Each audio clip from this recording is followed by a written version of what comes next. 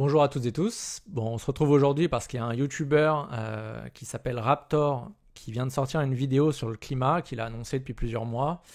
Et il a prévenu tout le monde, hein. Il a dit je vais tous vous fracasser, vous n'avez rien compris, donc les scientifiques qui bossent dessus, vous êtes tous nuls. Tous. Moi, Raptor, j'ai compris, j'ai travaillé 2 mois dessus et je vais vous expliquer comment vraiment ça marche. Donc on a de la chance, hein, il nous a pondu une vidéo qui dure 1h12 que j'ai regardée hier. J'ai pris quelques notes pendant la vidéo. J'ai fini par arrêter de prendre des notes. Je vous le dis, j'ai au moins noté 30 grosses erreurs. C'est... Enfin, voilà. Je n'ai pas de mots. Sincèrement, je m'attendais à rien et j'ai quand même été déçu. C'est un niveau... alors, niveau marketing et tout ça, il est très bon. C'est très bien monté. D'ailleurs, si un jour il se retrouve au chômage, il pourrait presque venir bosser pour Bon Pote, hein, parce qu'il est vraiment bon pour ça. Mais sur le fond, c'est d'une médiocrité. Je m'attendais à un truc meilleur que ça. Et vraiment, il nous a fait du climato-scepticisme de base. Vraiment, c'était pas très bon. Donc je vais vous montrer en fait un peu. Bon, j'ai pris quelques notes, donc on va revenir sur les gros points évidemment, parce qu'il y a quand même des gens qui sont dans le doute. J'ai eu des dizaines de messages ce matin qui ont demandé à ce que qu'il y ait un debunk de cette vidéo. Est-ce que c'est vrai ce qu'il raconte? Est-ce que c'est pas vrai, etc. Dans quelle mesure c'est vrai? Donc on va faire attention à une chose, ce qui s'appelle la loi de Brandolini. Et la définition, elle est ici. C'est la quantité d'énergie nécessaire pour réfuter des idioties est supérieure d'un ordre de grandeur à celle nécessaire pour les produire. Qu'est-ce que ça veut dire? Ça veut dire que le type, dans sa vidéo, il peut dire une connerie en 5 secondes. Moi, derrière, c'est plusieurs minutes, voire heures, voire dizaines d'heures pour expliquer pourquoi c'est une connerie. Mais on a de la chance. En tout cas, j'ai de la chance personnellement, parce que j'ai déjà travaillé tous les sujets qu'il a abordés et travaillé avec des scientifiques spécialistes de chaque sujet. On a sur le site Bon Pote en fait un article pour débunker chaque sujet. Donc ça, je vous le mettrai en source sous la vidéo. Et on a même créé un site qui s'appelle le Dîner du siècle où en fait on a fait jouer des personnages à table qui disent une bêtise après les autres et il y a une personne qui leur explique alors voilà pourquoi c'est faux, etc. Donc on va pouvoir se servir de ça. Donc vraiment vous aurez les sources pour vraiment creuser. J'ai compris que le mec n'allait pas changer d'avis en l'écoutant. Je pense que même si je lui envoie, je dis bon ça t'as fait une erreur, ça c'est faux, c'est faux. Et même si des scientifiques du GIEC ou autres viennent lui expliquer pourquoi c'est faux, je pense qu'il ne reviendrait pas sur ses propos. Je pense qu'il est vraiment là pour faire du clic. Et même moi, en faisant la vidéo, je me dis que ça va peut-être amener du clic sur sa vidéo. On verra, je ne sais pas comment YouTube va traiter ça. Mais voilà. L'objectif, c'est de répondre et d'arrêter de semer le doute, en gros, pour les personnes qui hésitent, qui vont voir les deux versions et qui vont se dire, bon, qui a raison? J'espère qu'après avoir vu cette vidéo, vous vous direz ah oui, en fait, c'était un énorme mytho l'autre, et en fait, il voulait nous vendre des compléments alimentaires. C'est visiblement son métier, son vrai métier. Voilà. Mais à côté de ça, il réfute les scientifiques dont c'est le métier. Donc, c'est là où on intervient un petit peu. Donc, on en finit avec la loi de Brandolini.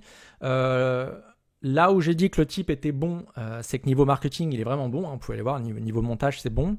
En revanche, sur le fond, donc là, je vous ai dit que c'est une grosse déception. Il a oublié de préciser tout le long de sa vidéo qu'il a repris un bouquin d'un type qui s'appelle Stephen Koonin, qui est un climato-sceptique notoire. Je vous ai ouvert la page Google pour que vous voyez qui c'est. J'ai juste tapé son nom. Hein. Donc c'est lui. Et en fait, il est défendu par des magazines comme Causeur, comme donc il y a Causeur ici, comme Les Climato-réalistes, qui est un site climato-sceptique en France.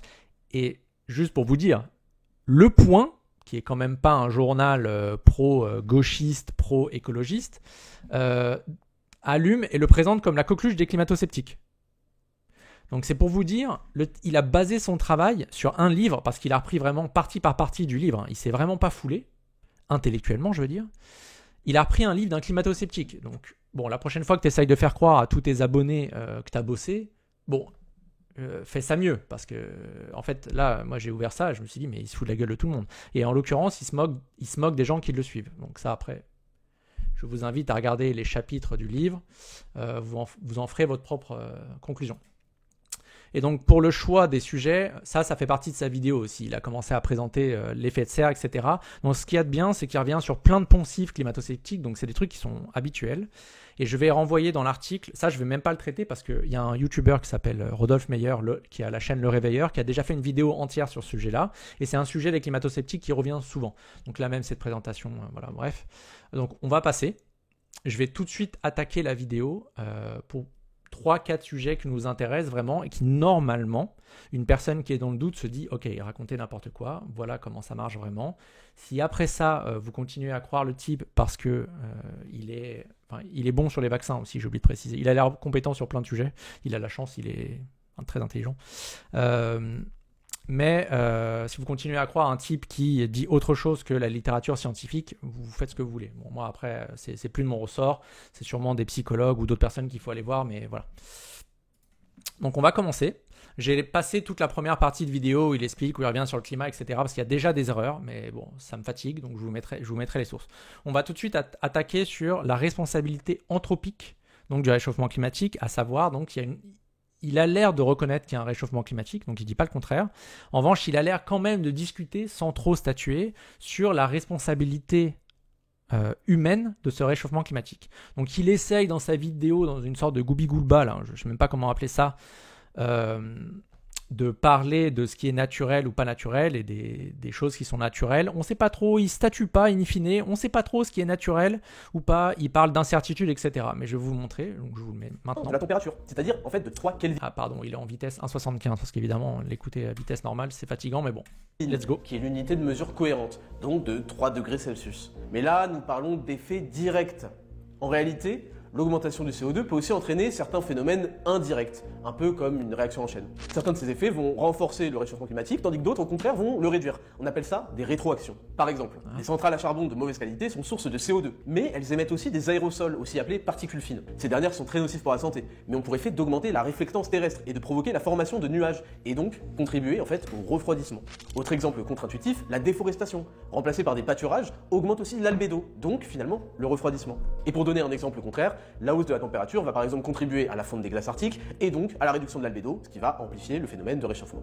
Ce graphique montre la résultante du CO2 et de ses rétroactions en termes de flux énergétique. On observe donc, en tenant compte à la fois des effets directs et indirects de l'émission de CO2, un bilan total positif en faveur d'un réchauffement. Mais ce qui ressort également de ce graphique, c'est que l'incertitude totale de ces estimations est de 50%, avec une telle marge d'erreur, et alors qu'on cherche à quantifier une activité humaine.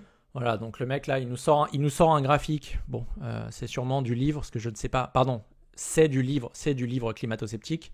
Sachant que ce livre est sorti en 2022. En 2022, il y avait déjà le rapport du GIEC de 2021 qui était sorti. Donc il prend des sources qui sont plus anciennes et il n'arrête pas de le faire. Il fait des allers-retours. Quand ça l'arrange, il est allé prendre des sources de 2007 dans sa vidéo. Alors qu'il y a la littérature scientifique qui est sortie. Il y a le rapport du GIEC qui est sorti 2021 et 2022. Puis des études qui sont sorties après le rapport du GIEC. Donc quand je vous dis que le type ne s'est pas foulé, mais vraiment, c'est du foutage de gueule. Moi, je vous assure, je suis abonné de Raptor.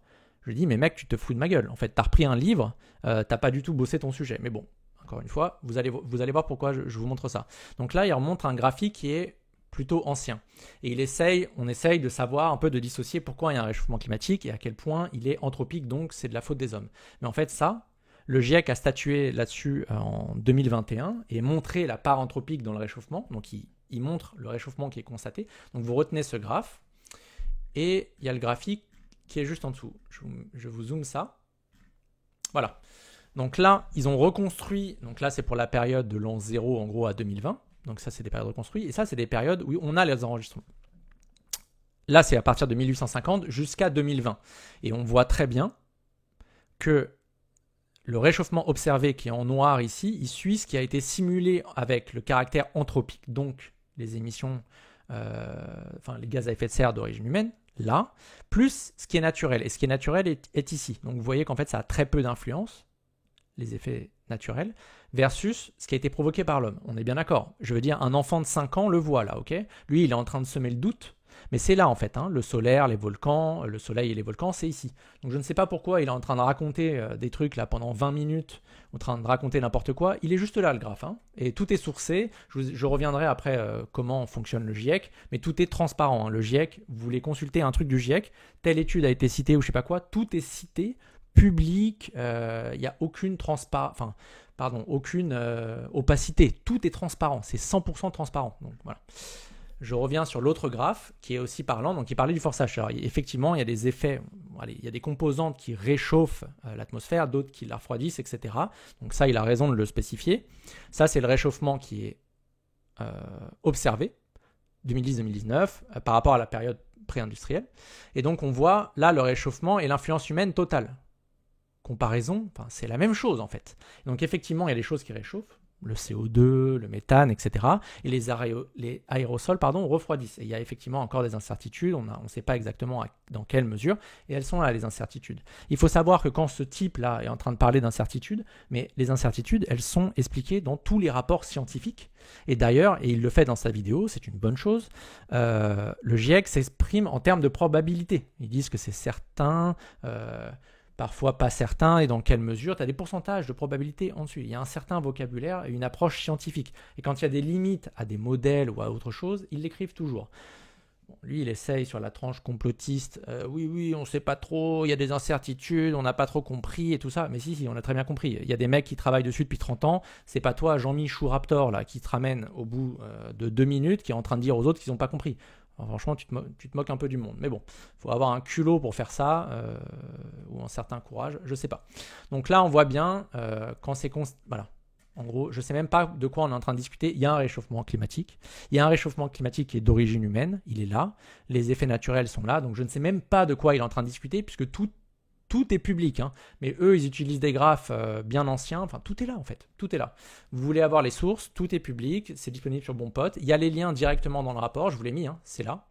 Dans le rapport du GIEC directement. Vous avez les sources, tout est listé. Vous pouvez tout vérifier. Lui, en revanche, il n'a pas affiché les sources sur les côtés. Mis à part dire là, nulle part que c'était un livre de climato-sceptique. Bon. On y reviendra plus tard. Après, il est parti, autre sujet, sur les modèles climatiques. Donc 1952, je vous trouve là. Il parle de modélisation. Parce que la physique et la physique, ça se trompe très peu et on maîtrise. On aimerait se dire qu'on va donc là, en fait, il a fait de 19 à les limites des modèles, un large éventail de résultats. Il faut quand même savoir, il a parlé plus de 10 minutes sur les modèles climatiques en racontant systématiquement, mais il y a des erreurs à chaque fois. Mais genre... c'est une par minute. J'étais là, mais il se moque du monde. Il est vraiment en train d'expliquer. Je vous assure que c'est très compliqué.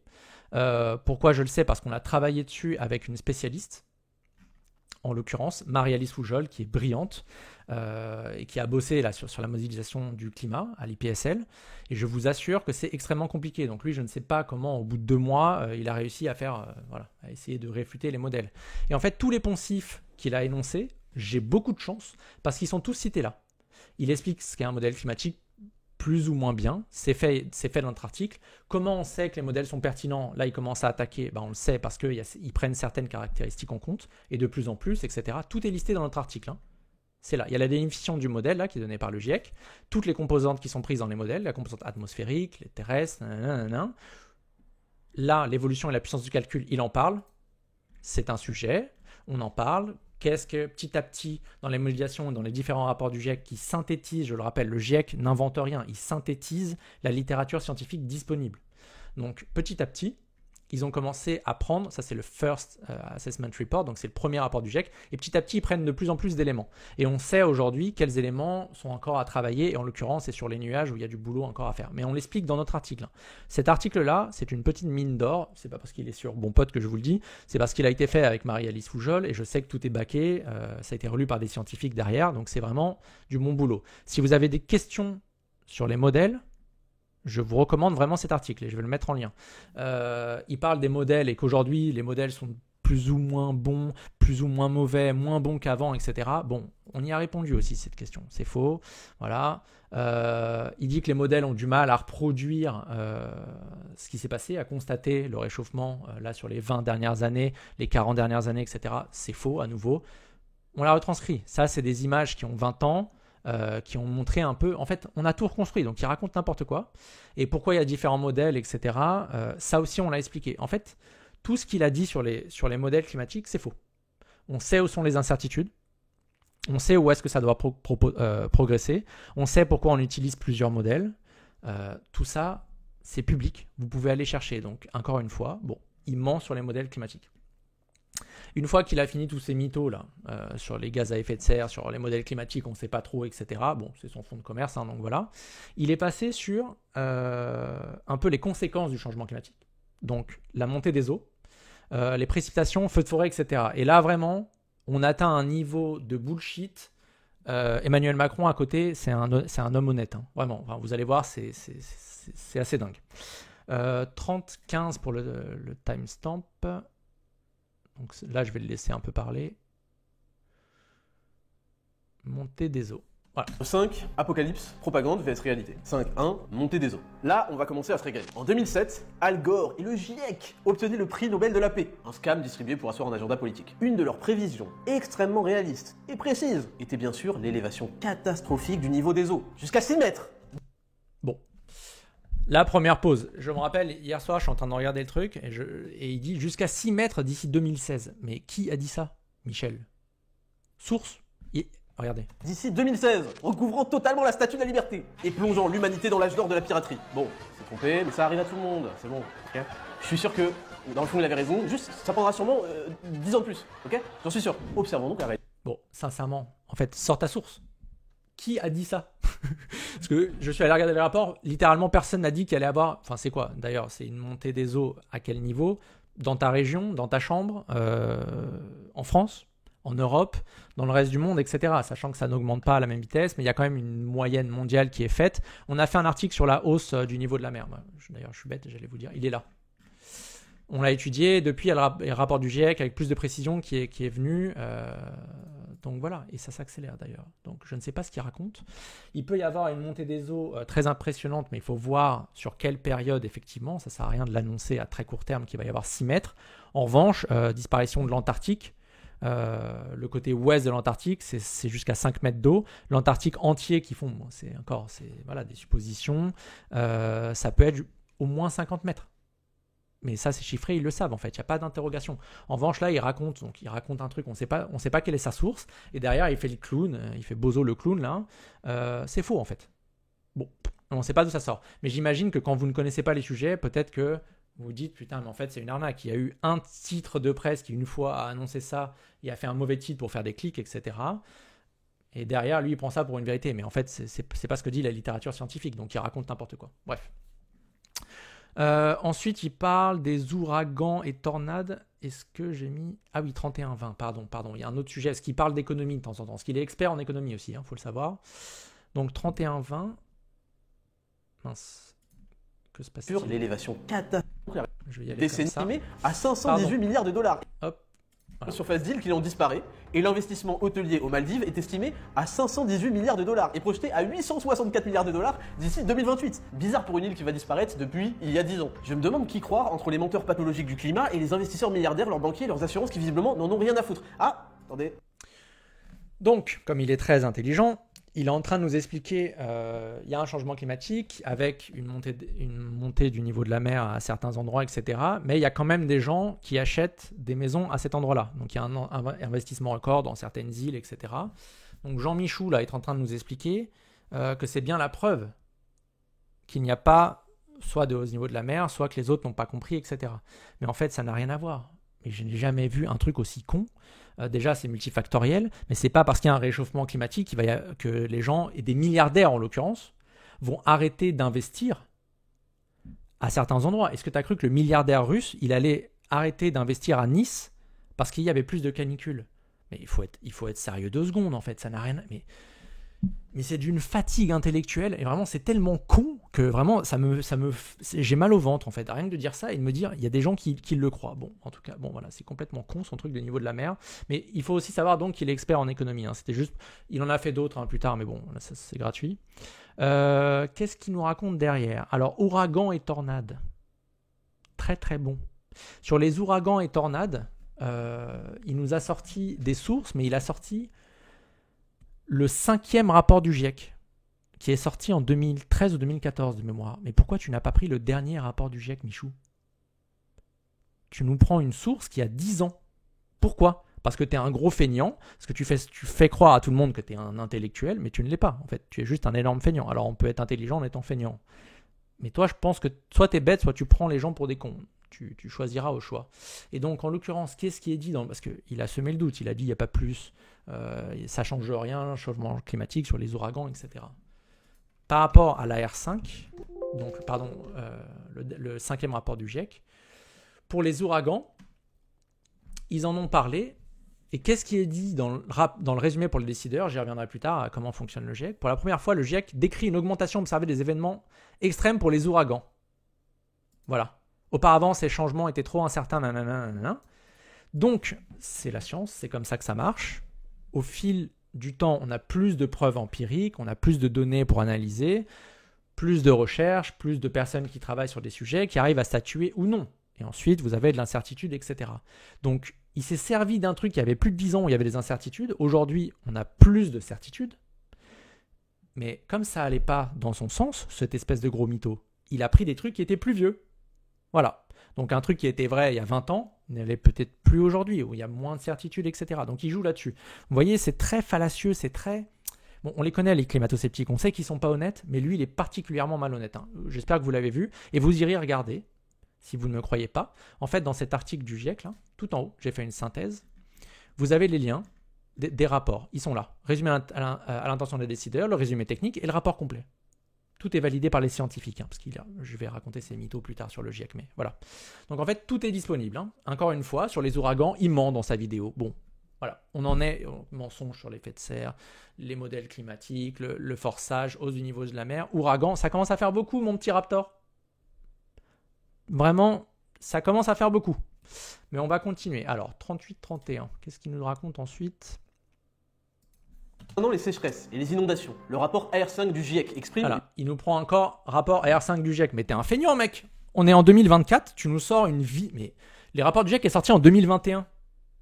Tu prends les gens pour des cons. T'as juste pris un livre climato-sceptique, t'as pas travaillé en fait. Alors bien joué parce que t'as fait des vues sur YouTube, mais tu n'as pas travaillé. Bon. Une faible confiance sur le sens de la tendance à l'échelle mondiale. C'est-à-dire qu'on ne sait pas dire si les inondations ou les sécheresses dans l'ensemble de la planète augmentent, diminuent ou restent stables. L'analyse par exemple de l'indice de sécheresse dans le sud-ouest des États-Unis montre des... Bon, encore une fois, c'est tellement un énorme mytho, synthèse, c'est pareil sur les sécheresses, donc je vous en ai parlé. Ça, c'est marqué en gros dans le rapport du GIEC. Le changement climatique d'origine humaine affecte déjà de nombreux phénomènes météorologiques et climatiques extrêmes dans toutes les régions du monde. Les preuves des changements observés dans les phénomènes extrêmes tels que les vagues de chaleur, les fortes précipitations, les sécheresses et les cyclones tropicaux et en particulier leur attribution à l'influence humaine, puisqu'il y a la science de l'attribution, savoir si le changement climatique est responsable, dans quelle mesure, etc., se sont renforcées depuis le 5e rapport d'évaluation. Donc pourquoi, espèce de gros mythomane, t'es encore en train de nous sortir des sources d'un truc qui a 10 ans? Bon, et en tout cas... ce qu'il raconte dessus, c'est faux. Et ensuite, il fait un grand classique des climato-sceptiques. Ah, c'est juste avant, pardon. C'est à 37,06. On va remettre juste avant. Voilà.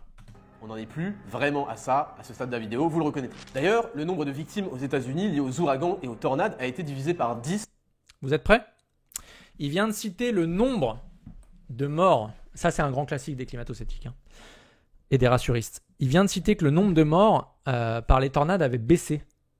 Mais quel rapport, quel putain de rapport entre l'aléa climatique et ensuite les conséquences que ça a. Ça, c'est fonction de la vulnérabilité des populations, si elles sont préparées ou pas, averties ou pas.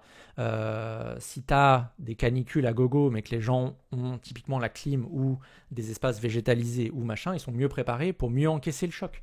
En fait, le nombre de morts n'a rien à voir avec l'aléa climatique, espèce de mytho. Encore une fois, mais c'est un classique des climato-sceptiques, ça. On a tellement l'habitude, donc voilà, c'est pour ça que bon, je ne sais pas si j'ai l'air de m'emporter ou pas, mais c'est tellement classique, c'est nul, c'est nul. Bon, et en tout cas, le pire, c'est que c'est marqué là, largely due to improved radar warnings. Donc en plus, c'est marqué que les gens, visiblement, donc c'est aux US, le nombre de morts a baissé parce que les gens sont mieux informés. Mais tant mieux en fait. Quel rapport avec le nombre de tornades, la puissance des tornades, etc. Qu'est-ce que tu essayes de nous dire, Raptor, là? C'est complètement con ce que tu racontes, en fait. C'est comme le nombre de morts pour des canicules, le nombre de morts, machin. C'est fonction de plein de choses, dont la vulnérabilité des populations.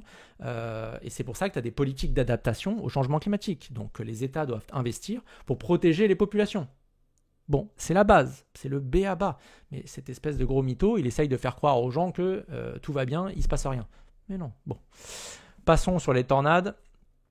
38-31, donc là je viens de vous le dire, sur les tornades, les feux de forêt. Ah oui, je commence à saturer, donc vous voyez, je pense que ma patience est en train d'attendre des...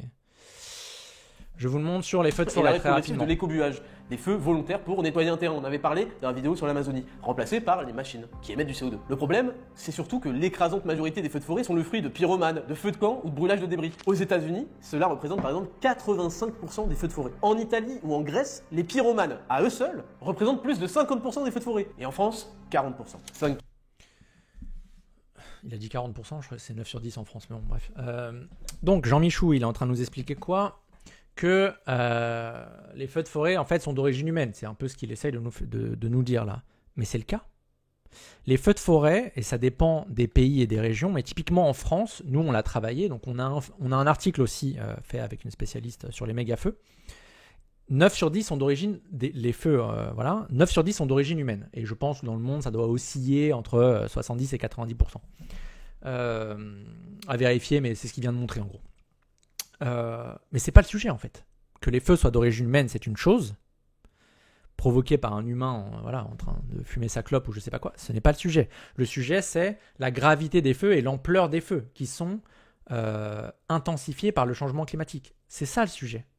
Ce n'est pas est-ce que c'est d'origine humaine ou pas. C'est un grand classique à nouveau des climato-sceptiques. Je l'ai à chaque saison, il y a des feux. Chaque été où il y a des feux, Grèce, sud de la France, etc. Chaque fois, tu as des mecs, c'est d'origine humaine. Mais taisez-vous. Taisez-vous, ce n'est pas le sujet en fait. Mais bon. Encore un truc, voilà. Donc, il essaye de nous faire croire qu'il n'y a rien de changé avec le changement climatique. Bon, c'est faux. Voilà, c'est faux. C'est pas ce que dit la littérature scientifique. Donc, encore une fois, il ment. Je suis en train de voir toute la liste là, mais je vais zapper parce qu'il y a des trucs, ça commence à durer trop longtemps. Il nous parle à la 40e minute, le CO2 c'est pas un polluant et c'est bon pour les plantes. Oui, mais c'est pas le sujet. Enfin bref, à un moment il nous parle, alors ça je pense que Serge Zaka serait très en colère. Il nous parle de rendement agricole versus le taux de ppm. Ça n'a rien à voir. Donc il nous fait un classique.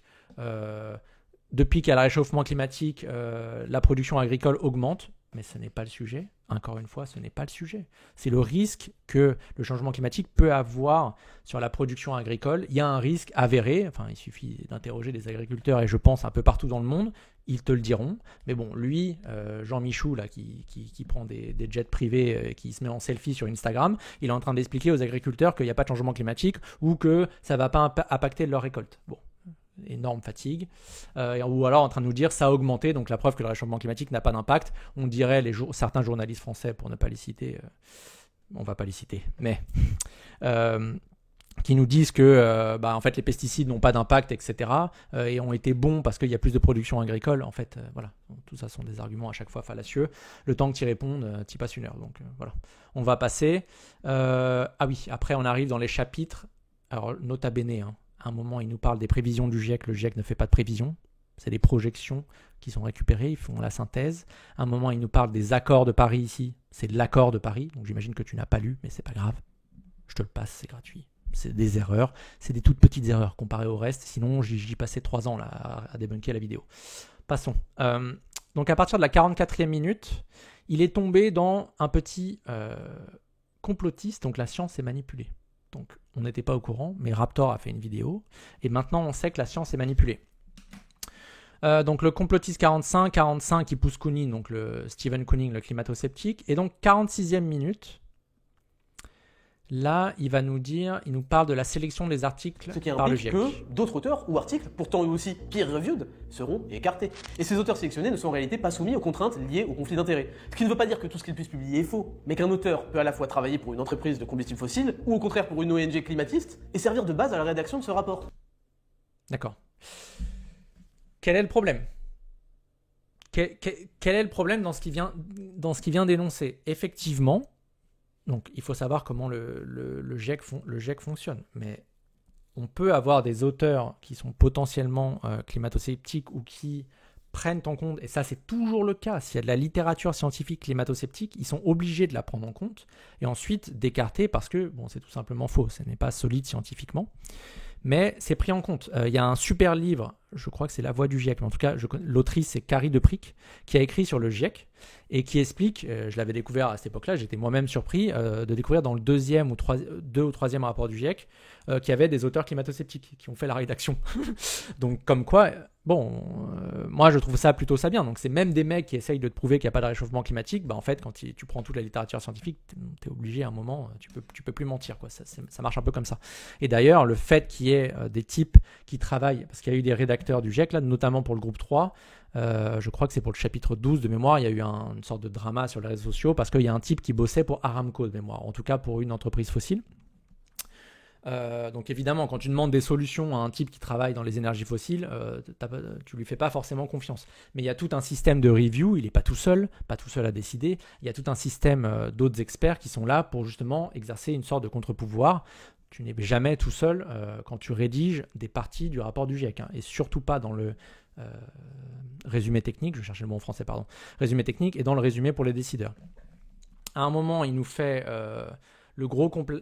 il l'a fait plusieurs fois là sur le GIEC en disant que il y a un résumé pour les décideurs, donc c'est des rapports qui font entre 2500 et 4000 pages, en gros les rapports du GIEC, et lui à un moment il nous explique que tout tient pour nous les teubés, je ne sais plus exactement ce qu'il dit, dans des résumés faits et écrits par les politiques. Mais c'est pas du tout comme ça que ça marche. C'est pas du tout comme ça que ça marche. Ce sont des résumés à l'intention des décideurs qui sont validés par les politiques, effectivement, mais il n'y a rien qui est écrit dans ces rapports, rien qui ne soit pas validé par les scientifiques. Donc, il faut arrêter de dire que c'est des politiques qui écrivent n'importe quoi dans les rapports, ce n'est pas le cas, en fait. Et c'est encore un mensonge qu'il nous raconte dans sa vidéo. Encore une fois, vous allez sur le site officiel du GIEC, toute la transparence est faite dans leur façon de fonctionner. Donc voilà, c'est faux. J'en suis à, je sais plus, 10, 20 mensonges, là, je commence un peu à fatiguer, mais bon, passons. 47e minute, encore un mensonge, mais il n'a pas de bol parce que tout ça, c'est des chapitres de mon livre. Donc là, pour le coup, j'ai bossé à chaque fois. À l'intolouse, mais au moins, t'es pas déçu. Est-ce que c'est pas impeccable, ça? Et là, il nous parle, on arrive sur le sujet du consensus climatique. Un rapport préliminaire qui s'appuie sur des études dont les défauts pourraient être corrigés par une red team. La red team est refusée, alors qu'elle est obligatoire dans tous les domaines sérieux. Les études sont sélectionnées sans clause de conflit d'intérêt. Bon. Si des experts volontaires émettent des critiques, on peut les rejeter sans donner de raison. Et ensuite, le tout est condensé en 36 pages, fortement influencé, si ce n'est carrément rédigé, par les gouvernements, à l'intention des gouvernements. Putain, le processus est bien rodé, voilà, bien scientifique, rédigé par les gouvernements. Bien consensus à 97%. Et justement, parlons un peu de ce consensus. 6.2, censure et pression politique, économique, personnelle. Vous avez probablement entendu qu'il y avait consensus sur la question climatique, jusqu'à 97% des scientifiques, tous d'accord sur tout. Bon, d'abord l'étude à l'origine de ce 97%. Alors, pardon, je vais revenir. Jusqu'à 97%. Merci encore une fois Raptor, puisque c'est mes articles. Donc je pense qu'il y a peu de personnes en France qui ont autant lu mes articles que Raptor, donc merci pour la pub. C'est le premier chapitre de mon livre en plus, ce sujet. C'est un sujet qui est assez passionnant, c'est le consensus scientifique. Donc l'article, je vais vous le montrer directement plutôt que sur la vidéo, où on explique la construction, donc comment on fait pour savoir et à quel point les scientifiques sont d'accord entre eux pour dire qu'il y a un réchauffement climatique d'origine anthropique. Donc il y a un réchauffement climatique constaté, mais est-ce que c'est de la faute des humains, etc. Donc on essaye de savoir, et après tu as des types qui sont allés regarder, interroger des scientifiques avec certains questionnaires, etc. pour savoir s'ils étaient d'accord, pas d'accord, etc. Et donc sur ce chiffre, il est là. Tout est expliqué, encore une fois, et il confond, c'est une grosse erreur, mais j'ai vu Idriss Aberkan aussi taper sur le terme consensus scientifique. Mais un consensus scientifique n'a rien à voir avec un consensus politique. Ça n'a rien à voir. Ah, je suis con, c'est noté là. Un consensus scientifique n'a rien à voir avec un consensus politique, il n'y a pas de vote. C'est un long processus qui émerge au fil du temps, fondé sur des preuves scientifiques. Donc tu n'obtiens pas un consensus scientifique pour mettre tout le monde d'accord et que ça emmerde pas trop les uns et les autres. C'est pas du tout comme ça que ça marche, pas du tout. Et ce que je vous dis, il y a une transparence, voilà, transparence, méta-analyse, qualité de la preuve. Et ce que je répète souvent en conférence et ici, là, depuis 2007, aucun corps scientifique de calibre national ou international n'a contesté la responsabilité humaine d'un réchauffement climatique. Personne. Même Total, même les vendeurs de pétrole et de gaz, ils ne le nient plus. Il n'y a plus personne, à part les complotistes, à part Florian Philippot, Latright, tous les mecs d'extrême droite, et Raptor. Pardon. Et Raptor qui est au-dessus de tout le monde, je le rappelle, très intelligent, plus intelligent que les scientifiques qui bossent dessus. Bon, voilà. Vous voyez, encore une fois, il y a un article là sur le consensus. sincèrement, c'est honteux son travail là. C'est vraiment, c'est ridicule. C'est ridicule. Je sais pas, il est feignant et il prend les gens pour des cons, encore une fois. Je vais passer là, je vais accélérer très rapidement. Je commence à fatiguer là. Ensuite, il y a eu des erreurs à la 41e minute. Il a parlé de géo-ingénierie, il a encore raconté n'importe quoi. Il a parlé de PIB et l'énergie dépensée. Donc en fait, il fallait continuer à aller chercher la croissance et que c'était bon, etc. C'est pas tout le temps le cas, c'est pas forcément linéaire. 58-55, alors il parle, encore une fois, il a sorti un article de Bon Pote. Il a dit que la France, c'était que 1% des émissions. Donc ça, c'est un grand classique. Le 1% des émissions, vous l'avez juste là. C'est un article très souvent repris par les climato-sceptiques et les types d'extrême droite et de droite pour dire la France fait que 1% des émissions, ça change rien. Allez plutôt taper sur les Indiens et les Chinois. Il l'a quand même sorti dans la vidéo, c'est pour ça que je vous le dis. Voilà, il a fait un grand classique et le graphe qu'il a sorti, c'est celui-là. Tu aurais pu me citer Raptor, mais c'est pas grave. C'est en open source, prends.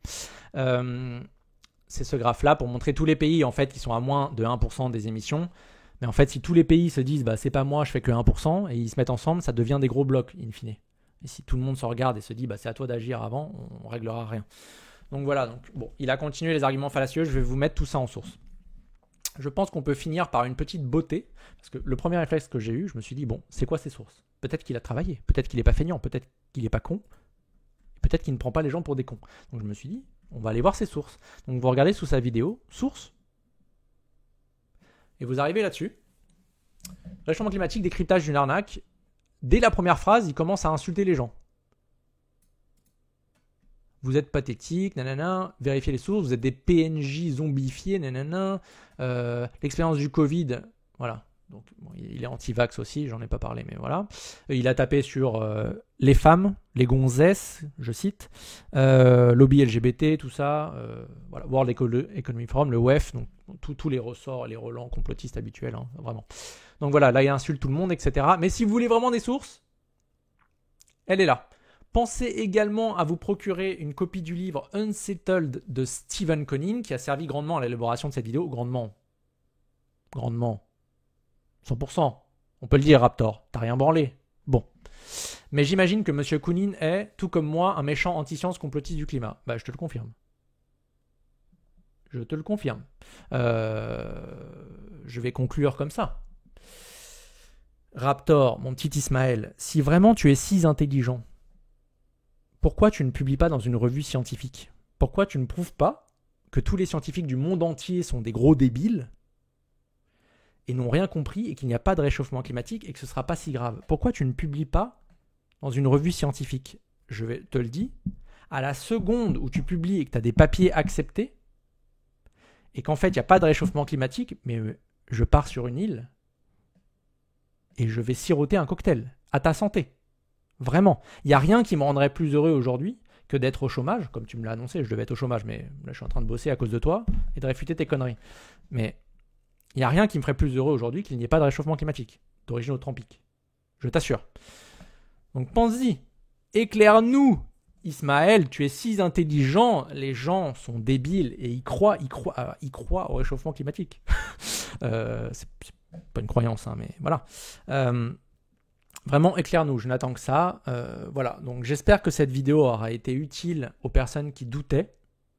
Sur la forme, j'aurais pu passer plus de temps à élaborer, à expliquer, etc. Mais en fait, tout est déjà fait. Il y a tout à disposition sur Bon Pote. Si vous avez des questions légitimes, n'hésitez pas. Je passe mon temps à répondre aux questions et c'est normal. Je vous assure qu'il y a 5 ans, 10 ans, ou il y a 5 ans, sa vidéo aurait pu me mettre le doute, peut-être. Mais maintenant, j'ai trop bossé les sujets pour me faire avoir. En fait, j'ai tellement l'habitude tous les jours de voir des climato-sceptiques. Et heureusement, parce qu'ils sont tellement cons, ces climato-sceptiques, qu'ils nous sortent tout le temps les mêmes choses. Donc, en fait, il n'y a pas trop à évoluer. Au niveau des arguments, c'est tout le temps la même chose. Donc, vous verrez qu'une fois que vous vous formez un peu sur les bases, c'est tout le temps les mêmes choses qui reviennent. Donc voilà, dites-moi sur la forme si ça vous a été utile, s'il y a des personnes qui ont changé d'avis. Je pense que Raptor reconnaîtra jamais qu'il a raconté des conneries, même avec une vidéo entière, des preuves. J'aurais pu lui ramener les meilleurs scientifiques du monde sur chaque sujet. Il aurait dit non, ils n'ont rien compris, moi j'ai raison. Donc en fait, lui il est malhonnête. Mais les personnes qui le suivent, c'est ça m'intéresse. Savoir si eux changent d'avis. Parce que s'il n'y a jamais, il n'y a aucune personne qui a changé d'avis avec ça et même pas moi en fait, moi là Thomas Wagner qui est en train de faire une vidéo, quand vous allez lire les sources que je vais vous donner et que après ça vous ne changez pas d'avis, je fais plus jamais ce genre de vidéo, ça sert à rien dans ce cas. C'est juste une partie de la population qui jusqu'au bout va se dire on nous manipule, etc. Il n'y a plus d'efforts à faire, il vaut mieux travailler avec les autres personnes qui ont envie d'améliorer la vie des Français et des autres personnes, etc. et de préparer notre pays au changement climatique parce qu'on en souffre déjà, on en meurt déjà. Et voilà, c'est un sujet sérieux et c'est pour ça que la désinformation devrait être punie par la loi. Là, on est à un niveau de désinformation total. Il va avoir 300 000 vues en moins de 48 heures, je pense, donc voilà pourquoi c'est fait. Bonne journée, je compte sur vous pour relayer la vidéo, pour vous faire un avis et pour me dire en privé ou en public si ça vous a été utile. Allez, ciao, ciao.